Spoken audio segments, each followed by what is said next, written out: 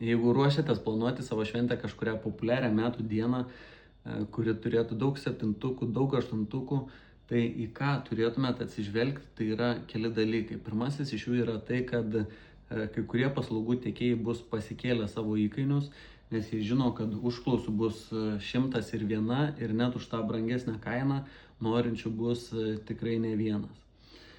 Tuomet kitas dalykas yra tai, kad jeigu tuoksitės kažkur mieste, ar tai būtų santuokų rūmai, ar tai būtų bažnyčia, tai galit būti praktiškai tikri, kad ir prieš jūs bus jaunavedžiai, ir po jūsų bus kiti jaunavedžiai, ir tą dieną veiksmas vyks pilnu tempu.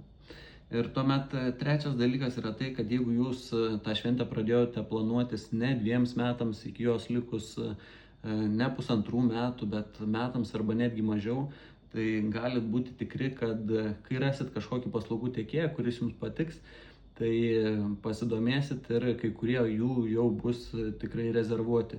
Tai rezultate jūs turėsit ne visai tokią šventę, kokią turėtumėt, jeigu švęstumėt kitą dieną.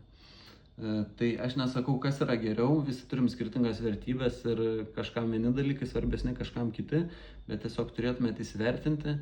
Ir kas dar galbūt toks vienas iš teigiamesnių dalykų būtų, tai kad jaunikiai kur kas didesnė tikimybė, kad prisimins tas sukaktis ir galbūt nuotakos gausit daugiau dovanų. Tai visur yra kelios medalio pusės, tai tiesiog įsivertinkit.